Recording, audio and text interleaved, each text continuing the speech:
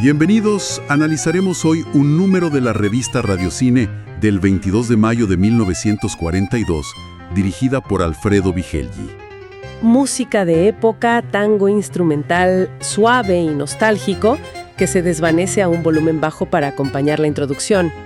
Tenemos en nuestras manos una verdadera cápsula del tiempo, una ventana a la Argentina de la Segunda Guerra Mundial, a sus estrellas, a sus debates y sus sueños, todo condensado en una publicación que unía los dos grandes entretenimientos de masas, la radio y el cine. Es una pieza excepcional, porque, no es solo un catálogo de espectáculos, es un documento que nos permite espiar la sala de máquinas de la cultura popular de la época. Claro. Y la figura del director, Alfredo Vigelgi, es central para entenderlo. Él no era un simple espectador, era uno de los arquitectos de ese universo, y su visión se siente en cada página. Totalmente. Y esa visión es la de un constructor, no solo la de un periodista. Cuando uno lee sobre Vigelgi, queda claro que esta revista no era solo para informar, era una herramienta para dar forma a la industria misma. Exacto. Fue letrista de tango, autor de radioteatros, músico. Un pionero del periodismo de espectáculos que fundó Radiocine y dirigió El Canta Claro. Desde ahí, no solo contó lo que pasaba, sino que ayudó a inventar el Star System argentino. La pregunta es, ¿qué nos cuentan estas páginas sobre esa Argentina de 1942? Nos cuentan la historia de una industria en plena ebullición, consciente de su poder y a la vez un poco a la defensiva. Creo que el mejor lugar para empezar a entenderlo es el editorial del propio Vigelgi. Vamos directo ahí. Lo primero que salta a la vista es el título, que es toda una declaración. La radiotelefonía argentina ha demostrado sus grandes progresos artísticos y técnicos. Es una defensa vehemente, casi furiosa, del rol de las emisoras privadas frente al Estado. Sí, se nota.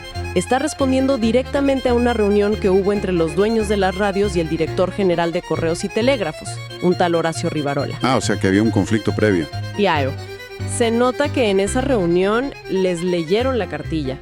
El Estado pedía que la radio tuviera propósitos nobles y educacionistas, y Vigelgi responde, con los tapones de punta. Su argumento es, ustedes señalan nuestros defectos, que son pocos, pero no aplauden nuestras virtudes, que son muchas. Exacto. Me cuesta entender la motivación de fondo. Por un lado, suena a un gremio defendiendo sus intereses, pero por otro, Vigelgi usa un lenguaje muy elevado, hablando de progreso, de lucha constante. ¿Era un empresario o un visionario? Es que eran las dos cosas a la vez. Y ahí está lo fascinante del asunto. Defiende a los que invierten, a los que contratan artistas. Y los diferencia de los que, según él, se dedican a pasar discos y cobrar publicidad. Justamente. Pero lo más interesante es el subtexto. En un momento desliza que todas estas críticas podrían ser una maniobra de competencia comercial impulsada por una nueva y poderosa organización. O sea, no solo se defiende del Estado, sino también de un competidor que usaba influencias políticas. Precisamente. Por eso su defensa es tan apasionada. Termina con una frase que es casi un manifiesto. Dice que solo cometen errores los que tienen iniciativas y trabajan, a diferencia de los que van por el camino fácil y sin riesgos. Es la voz de una industria que se siente poderosa, pero también amenazada. Una industria que está peleando por definir su propio espacio. Pero lo que es increíble es el cambio de registro. Justo después de esta pelea de industria, de esta defensa tan corporativa, el tema cambia por completo. Y nos topamos con la Segunda Guerra Mundial. Parece un salto enorme, un salto que nos demuestra que el mundo del espectáculo no vivía en una burbuja. La guerra estaba ahí, y la revista se hace cargo. Hay un artículo con un título que impone respeto. El panamericanismo y la radio. Sí, el lenguaje es de una solemnidad abrumadora. Arranca diciendo, en esta hora tremenda, donde la civilización se desangra en la más cruenta y terrible de las hogueras. Habla de la razón de la metralla. Te saca de golpe del mundo de las cancionistas y te mete de lleno en el conflicto global. Y posiciona a América como un faro de esperanza. El panamericanismo se presenta no como una opción, sino como una necesidad urgente para protegerse de garras insólitas y cegadas ambiciones. Es un lenguaje muy elíptico, claro, Pero en mayo de 1942, todos sabían perfectamente a qué garra se referían. Lo interesante es cómo la revista conecta este discurso, que es casi de política exterior, con su propio universo. Se queja de que estas iniciativas, como la de la Liga Argentina Pro Unión Americana, no reciben suficiente apoyo oficial acá. Y pone como ejemplo a Uruguay. Exacto, que sí ofreció una red de emisoras para difundir la causa panamericanista. Claro, porque para la revista, la radio es la herramienta clave en este conflicto. No las armas, sino la radio. De hecho, elogia a Radio Belgrano por un programa llamado Cadena de América, Que buscaba el intercambio cultural y artístico para fortalecer los lazos continentales. Lo que nos muestra esto es algo fundamental. La radio en 1942 era vista como un arma de diplomacia cultural, una forma de construir poder blando en un mundo que se deshacía a cañonazos. Y esa idea de la radio como herramienta para moldear la opinión pública nos lleva directo al corazón de la revista, la fabricación de estrellas. Absolutamente. Porque si la radio era tan poderosa, las voces que salían de ella eran casi deidades. Totalmente.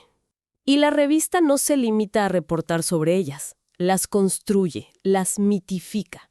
El ejemplo más claro es una nota a doble página dedicada a la escritora de radioteatros Yaya Suárez Corbo y al actor Lalo Suárez. El tratamiento no es periodístico. No, es una geografía. Es verdad, parece la biografía de una santa.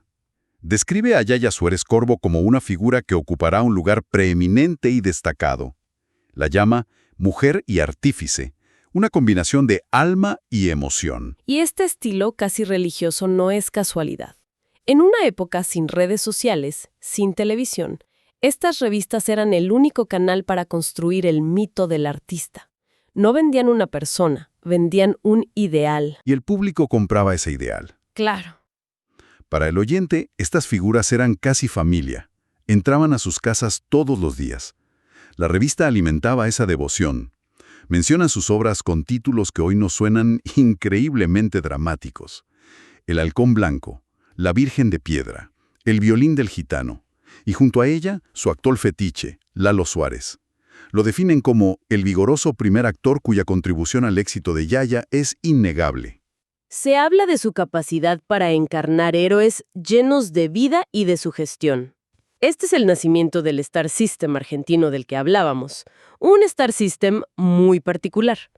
Porque a diferencia de Hollywood, que se basaba en la imagen, el argentino se construyó sobre algo mucho más íntimo. ¿La voz?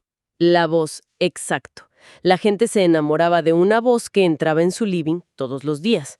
Lalo Suárez no era solo un actor. Él era Néstor Bridgestone, el aviador de El Halcón Blanco. El público no hacía la distinción, y la revista se encargaba de que esa fusión fuera total. Humanizaba esas voces y las convertía en leyendas. Claro, y no eran solo ellos. Hojeando las páginas vemos notas más pequeñas sobre Nelly de la Vega en Radio Mitre o el éxito de Hilda Viviar, la feliz intérprete de nuestra música criolla. Era una verdadera fábrica de ídolos. Pero no solo se trataba de leer sobre ellos, sino de participar de su mundo. Y ahí entra la sección de las letras de canciones. Que era un servicio fundamental para la audiencia. Hoy nos parece obvio, pero en esa época, si querías aprenderte un tango que escuchabas en la radio, esta era una de las pocas maneras de conseguir la letra. Y las letras que publican son un documento en sí mismas. Por ejemplo, el tango Son cosas del bandoneón, de Enrique Cadícamo y Enrique Rodríguez. Una joya. Leamos un fragmento. Dice: no son mías las tristezas de esta noche de champán. Son cosas del bandoneón que por gusto, nada más, esta noche de verbena se le ha dado por llorar. Es de una sofisticación increíble. La tristeza no es del hombre que canta, es del instrumento. Es una personificación total del bandoneón. El poeta se desliga de la pena.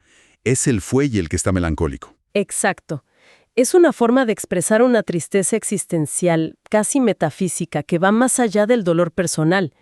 Y al lado de esta poesía encontrás otras letras que reflejan todo el espectro de las emociones populares. Como Solo compasión o el dramatismo de Al verla pasar. La revista le daba a la gente, digamos, el libreto de sus propias emociones. Es fascinante el contraste, ¿no? Por un lado tenés esta poesía del desamor. Y en la página de al lado, una publicidad de la agencia matrimonial La Esperanza, que te promete la solución a su problema. Es el problema y la solución en el mismo pliego. Exactamente. Esas publicidades son cápsulas de tiempo maravillosas. Nos hablan de los anhelos y las ansiedades de la gente común. Tenés el anuncio de la colonia Brancato, el perfume de moda, con la silueta de una pareja elegante, vendiendo aspiración, romance. Y justo al lado, algo increíblemente práctico. La promesa de aprender a bailar tango, foxtrot y rumba. Por correo. Por solo $1. El profesor Domingo Gaeta te enviaba su método a tu casa. Mira vos. Y no solo a bailar, también a tocar un instrumento. La Academia Musical Castro te ofrecía cursos por correspondencia para bandoneón o guitarra. Todo apuntaba a un ideal de autosuperación, de ascenso social a través del dominio de las artes populares. Sin dudas.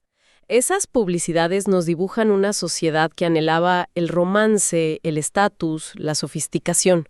Y la revista les ofrecía todas las herramientas para conseguirlo. Desde el perfume para la cita, hasta las lecciones para no pasar vergüenza en la milonga. Y cuando parece que ya entendimos el tono de la revista, que es celebrar y construir este universo, llegamos a la sección Cosas del cine. Y todo vuelve a cambiar. El tono se vuelve ácido. Sorprendentemente crítico. Es un giro notable. Hay un artículo que se pregunta, estrellas y astros del cine, y lo que hace es atacar directamente el sistema que la propia revista ayudaba a construir. Cuestiona los sueldos altísimos de las figuras, diciendo que se llevan hasta $70,000 de un presupuesto total de $200,000. Más de 1/3 del costo de la película para la estrella. Es una barbaridad. Y la crítica es al corazón del modelo. Dice, y cito, doloroso sistema que lleva al cine a presentar no lo mejor, sino lo más popular. Es una acusación directa. Están diciendo que la industria se guía por las tapas de las revistas y no por el talento actoral. Es una contradicción fascinante. La misma publicación que en la sección de radio endiosa a las estrellas, en la de cine se queja de su poder y propone algo que suena muy moderno. Salir a buscar nuevos talentos, explorar ambientes reales para encontrar los tipos adecuados, aunque eso signifique más trabajo. Hay una tensión evidente entre el negocio de la popularidad y la búsqueda de calidad artística. Y parece que esa frustración con el sistema se reflejaba en cómo veían el producto final. De hecho, la reseña que sigue es... implacable. Es lapidaria, es de una película de misterio llamada Una luz en la ventana, con un elenco de primer nivel. Narciso Ibáñez Menta, Juan Carlos Torri, Irma Córdoba. Figuras enormes. Y la despedazan. La describen como una película de misterio y terror destinada a poner los pelos de punta al servicio doméstico. Es una crítica brutal. Prácticamente están diciendo que es una película para asustar a las empleadas. Y no se detiene ahí. Dice que la trama de terror hubiera tenido eficacia alguna a fines del siglo pasado. Y la remata diciendo que la película no es ni mala ni buena, sino una cosita chirle, fácil e intrascendente. Pero la mejor parte es la crítica al director, Manuel Romero. Dice que a mitad de la película se cansó de hacer el viejo de la bolsa y entonces la continuó en farra. Es una falta de respeto maravillosa. ¿Te imaginas al director leyendo esto? Es increíble. Esta mirada tan aguda y sin concesiones nos muestra que la revista no era un simple órgano de propaganda de la industria. Tenía una voz propia y no tenía miedo de usarla. Y eso le da una complejidad enorme al documento. No eran solo aplaudidores. Se sentían con derecho a criticar porque se consideraban parte fundamental de esa misma industria. Eran, a la vez, creadores de mitos y guardianes de una supuesta calidad artística. Esa dualidad es lo que hace que esta revista sea mucho más que un simple recuerdo nostálgico. Así, entre editoriales combativos defendiendo la radio privada, los ecos solemnes de una guerra mundial, la forja casi religiosa de las estrellas del radioteatro, letras de tango melancólicas y una mirada filosa sobre el propio cine, la revista Radiocine de 1942 nos deja un retrato complejo, contradictorio y vibrante de su tiempo. Sus gustos, sus aspiraciones, sus debates. Si una revista similar existiera hoy, en esta era de influencers, plataformas de streaming y redes sociales, ¿qué artistas, qué publicidades y qué debates sobre la fama y el arte encontraríamos en sus páginas? ¿Han cambiado tanto los mecanismos profundos de la cultura popular o simplemente hemos cambiado los medios a través de los cuales opera? Para profundizar en nuestro archivo histórico y navegar entre documentos exclusivos, los invitamos a visitar Mágicas Ruinas, mágicasruinas.com.ar, un espacio vigente desde 2003. Además, pueden encontrarnos en Facebook, donde compartimos crónicas de época cada día. No olviden suscribirse y activar las alertas para acompañarnos en este viaje por los archivos del pasado.